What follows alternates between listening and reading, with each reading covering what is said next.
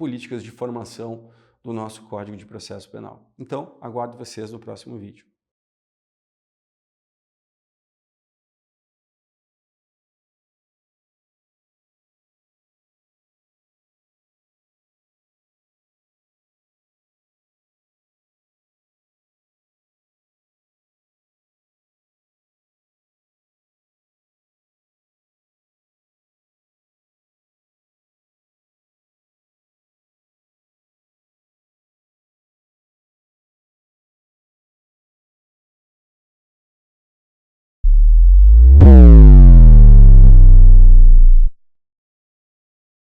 Olá a todas e a todos.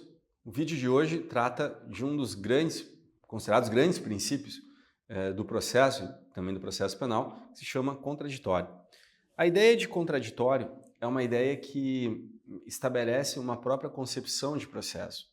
Se nós alertarmos e atentarmos para algumas doutrinas que estabelecem como deve ser o processo penal, que analisam a natureza do processo penal, evidentemente me parece que será muito difícil não encontrar, em alguma medida, a figura do contraditório. A figura do contraditório ela está como que suspensa sobre todo o processo de corte acusatório, especialmente. Um dos principais autores e que é comumente invocado aqui para dar sustentação à figura do contraditório, o professor italiano Hélio Fassalari, que conceitua o processo como procedimento em contraditório. Essa é uma definição que acaba se tornando clássica e que acaba sendo uma própria definição de processo. Processo é procedimento em contraditório. A grande questão, e o vídeo se destina a tentar aqui fazer algumas provocações, algumas reflexões em torno do contraditório, especialmente a partir do fato de que, me parece, contraditório não é um princípio. Então, o vídeo ele se propõe a negar algo que é uma constante dentro do próprio saber processual penal, de que, de fato, nós teríamos um princípio do contraditório. E aqui, digo eu, se princípio deve ser um princípio político, porque de matriz jurídica não se trata. Em primeiro lugar, é preciso fragmentar a noção de contraditório para que nós possamos analisar justamente toda essa sua faceta multifacetada, toda essa sua dimensão plural, toda essa sua capacidade organizativa e reorganizativa e que tem, ao fim e ao cabo, uma pluralidade de funções a serem realizadas dentro do processo. Então, a primeira delas é limitar o uso da noção de prova. O contraditório, nesse sentido, não é princípio, é uma técnica. O contraditório, inicialmente, é uma técnica de coleta probatória. Isso coloca, em primeiro lugar, uma diferença, uma dicotomização entre atos produzidos em investigação preliminar e atos que são produzidos em juízo. Os atos em juízo, eles são sempre submetidos ao contraditório. Então, quando nós estamos diante de, por exemplo, um depoimento de uma testemunha colhida em fase policial, dentro do inquérito policial ou qualquer outra forma de investigação preliminar, a não participação do acusado através da sua defesa técnica constitui uma característica que torna aquela colheita não suscetível de ser chamada de prova. Então, ela é um ato de informação, mas não é um ato de prova. Portanto, é possível dizer que contraditório é uma técnica de coleta probatória. Mas não é só. Não se trata apenas de um contraditório que vá permitir que as partes possam, de alguma maneira, falar sobre. Não se trata disso. Essa técnica de coleta probatória, ela pressupõe como metodologia empregada a noção de exame cruzado, o que afasta de uma maneira irreversível a figura do juiz da produção probatória.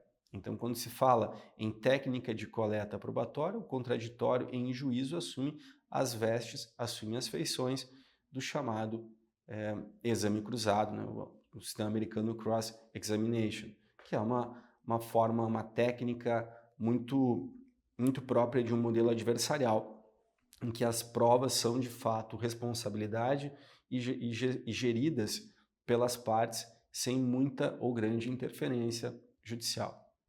Então, diante disso, nós começamos já a nos afastar da noção de que contraditório seria um princípio. Mas não é só. O contraditório, muitas vezes, dada a natureza da prova, ele acaba sendo sacrificado. Isso, de fato, me parece ser explicável muito mais pela própria natureza urgente ou emergencial da prova do que fundamentalmente por qualquer outra razão, por mais bem fundamentada que seja. De um lado, as chamadas provas não renováveis, né? Existem provas que devem ser feitas no inquérito policial, isso não lhes retira a característica de prova, mas faz com que nós tenhamos um redimensionamento dessas provas. Isso significa dizer que, exemplificativamente, um laudo pericial elaborado na fase inquisitorial, ele certamente não vai permitir que a prova seja produzida em contraditório, até mesmo pelo fato de que um contraditório sem uma acusação é sempre um contraditório, se quiser manter a expressão, débil. Um contraditório sem acusação é quase que um contraditório impossível. Mas, desde outra base, esse contraditório, portanto, como técnica de coleta probatória, que exige o cross-examination e o afastamento do juiz, e que acaba balançando ou acaba sofrendo um certo enfraquecimento na fase de investigação preliminar, ele não torna aquela prova, chamada prova não repetível, insuscetível de ser juntada ao processo. Pelo contrário, trata-se de uma prova que é admitida. Nesse ponto, a doutrina brasileira, especialmente, costuma advertir que não é que falte o contraditório, mas sim que é um contraditório diferido. Ora, contraditório diferido não é contraditório, chamemos do que quiser. Contraditório diferido não é contraditório. O que nós temos, sim, é uma transferência do contraditório para uma segunda função, uma função que já não é a de servir como técnica de coleta probatória, mas de servir como controle da validade do ato que foi realizado fora do crivo do contraditório ou fora do juízo e fora do exame cruzado. Então, recapitulando-se, existem provas que pela sua própria natureza não estão sujeitas a um contraditório inicial. O fato de se chamar esse contraditório de contraditório diferido é, ao meu juízo, um grande embuste epistêmico, e o que nós temos aqui é uma função reservada ao contraditório como uma segunda modalidade de técnica, uma técnica de controle sobre a validade da prova pré-produzida.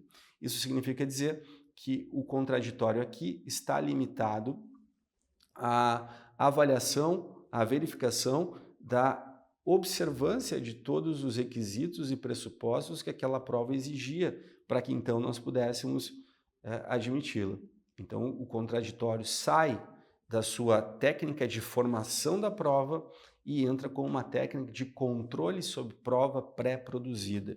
Essa é a segunda dimensão, também aqui ligada à própria metodologia acusatória, porque se de um lado a prova deve ser feita na presença de ambas as partes, que podem interagir, que podem, por isso, apreciar e manusear, gerir a prova da melhor maneira que lhe aprouver. De outro, também é preciso possibilitar que as partes possam controlar o ingresso de provas anômalas. E isso se faz notadamente através do próprio contraditório. Então, como segunda técnica, nós migramos o contraditório de técnica de coleta para uma técnica de controle sobre validade de provas pré-produzidas. Ainda, é preciso dizer que o contraditório, portanto, ele se confunde com a única e possível metodologia empregada num processo, e que pensando no processo em termos absolutamente gerais, como método gnoseológico. Essa é a expressão utilizada pelo professor Giuseppe Riccio.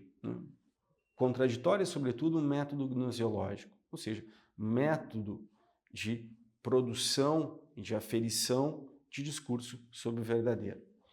Essa tarefa, portanto, do contraditório como uma metodologia, ela não se esgota na sua relação com a prova. Nós vamos verificar que o contraditório também absorve aqui uma terceira dimensão, já uma terceira dimensão ligada a um outro princípio, que é o princípio da imparcialidade. É possível dizer que, nesse momento, o contraditório assume feições que o colocam em um nível de controle sobre a regularidade do processo. E, nesse ponto, o contraditório ele equivaleria a uma própria garantia objetiva da jurisdição. Essa é uma expressão que o próprio Paulo Ferrua vai situar. Então, o contraditório ele passa de uma técnica sobre a formação da prova, sobre o ingresso da prova, como uma garantia inerente à própria jurisdição, na medida que, não havendo contraditório, sequer nós poderíamos falar em jurisdição. Essa é uma questão que me parece crucial para se entender o comportamento das partes e também como o contraditório funciona e performa um modelo acusatório de processo. Certo é que um processo de corte acusatório não pode ter outra dimensão que não a da baliza do contraditório. E por essa razão, então, anunciar uma ausência de contraditório é anunciar a própria falta de jurisdição. É que nós podemos, inclusive, perceber no caso do inquérito policial. Lá não há jurisdição. São atos administrativos que podem render aqui subsídios para uma acusação fundada, exigência condicional, mas, sobretudo, que não se confundem com a própria natureza objetiva dessa garantia. Nesse aspecto, também o contraditório ele pode assumir uma quarta dimensão e que se correlaciona já com a segunda, como técnica de controle da validade da prova pré-produzida. Aqui o contraditório ele também assume uma função ligada à ideia de imparcialidade, ligada à ideia de jurisdição em seu sentido objetivo, que é o controle sobre a regularidade dos atos processuais. Então, o contraditório também integra aqui uma ferramenta de controle sobre a validade dos atos em geral e que me parece absolutamente conectada com essa sua função de garantir uma jurisdição a todos os sujeitos. E, por último, me parece que, analisando-se o contraditório de maneira mais tradicional, o contraditório ele assume, na doutrina tradicional, pelo menos duas características. A primeira delas, informação, a segunda delas, reação. Costuma-se afirmar que o contraditório no processo penal é exercido quando, em primeiro lugar, o acusado ele recebe uma acusação e tem a oportunidade de conhecer o teor da acusação, chamemos isso de ato citatório, mas não apenas, porque a objetividade da acusação ela deve evitar acusações genéricas, deve evitar a utilização de elementos normativos em demasia, o que também é um problema do próprio direito penal, cada vez mais investe em tipos penais repletos de elementos normativos. E, de outro lado, a possibilidade de reagir, a possibilidade de se manifestar, a possibilidade que tem de acessar a jurisdição e, ao mesmo tempo, combater determinada hipótese acusatória. Isso faz com que o contraditório possa se resumir a uma espécie de dialética.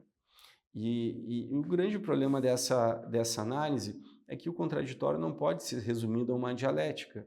Caso contrário, seria chamado de dialética. Se o contraditório ele possui alguma coisa além, se ele possui um plus em relação à própria noção dialética, isso vem a partir de um outro elemento. O contraditório atualmente exige não apenas que o réu possa e tenha a oportunidade de ser informado e de reagir sobre uma determinada hipótese acusatória. É obrigação, é importante, é relevante que o réu possa não ser surpreendido por uma decisão a qual ele não teve condições de falar em primeiro lugar. Isso faz com que nós tenhamos que olhar também para a própria conformação do nosso atual procedimento. Então, por exemplo, o próprio réu, quando faz as razões de apelação, posteriormente nós vamos ter um parecer de um procurador de justiça, que é um parecer de um promotor, de um membro do Ministério Público, e que inverteria a própria ordem, a própria lógica de uma decisão não surpresa, porque se o procurador traz alguma questão nova, como poderia o réu se manifestar? Apenas na sustentação oral no tribunal, mas isso é muito pouco. Isso é ínfimo em relação à cobrança que esse tipo de garantia exige. Portanto, a ideia de contraditório significa que o réu e a defesa sempre falem por último, e esse parecer do procurador de justiça inverte necessariamente essa ordem. Além do mais, nesse ponto, o contraditório assumiria aqui máxima função em exigir e determinar que, mesmo sob matéria de direito, ele possa ser exercido. Isso é, que o contraditório possa se debruçar e possa respaldar decisões que, mesmo sendo chamadas de decisões sobre matéria de direito, não se esgotem na própria decisão sem autorização para que todas as partes possam esgotar os seus argumentos. Isso vale, e esse é um vídeo que nós já trabalhamos, isso vale muito para a ideia de correlação entre acusação e sentença. Aqui naquele vídeo eu mencionei o famoso caso de um juiz italiano condenado, Mario Draghi, em que houve uma requalificação jurídica do fato e nesse momento ele acabou sendo condenado por fato do qual ele não foi acusado. Essa é uma das questões principais. Não apenas que se evitem acusações genéricas, que se evitem o abuso de elementos normativos, que são sempre valores que dependem de uma interpretação cujos limites semânticos é sempre absolutamente indefinido, daí, portanto, a própria noção de taxatividade da lei penal, mas, sobretudo, para que nós tenhamos um controle sobre quais são as matérias que impulsionaram a decisão. E nesse aspecto, o contraditório aqui, ele é uma garantia contra decisões não surpresa. Esse é um aspecto que ainda permite que o contraditório possa ser tratado de uma maneira um pouco mais tradicional, mas sem sombra de dúvidas, a ausência de inserção desse elemento não surpresa é um aspecto problemático, à medida que, como havia também já mencionado em outro vídeo, nós temos um Código de Processo Penal acusatório, o artigo 383 do Código de Processo Penal, que cuida da chamada emendatio liberi, ela é uma forma que permite a uma acusação chegar a uma condenação quando o réu estava preocupado em sua defesa com outros termos, pelo menos em matéria de direito, em matéria normativa. Tá bem? Então, ficamos por aqui. O contraditório, ele é mais um princípio, se for o princípio, ele é um princípio de base política, mas, sobretudo, ele é um conjunto de técnicas que visam dar ao processo penal maiores contornos de racionalidade. Então, fico por aqui e aguardo vocês no próximo vídeo.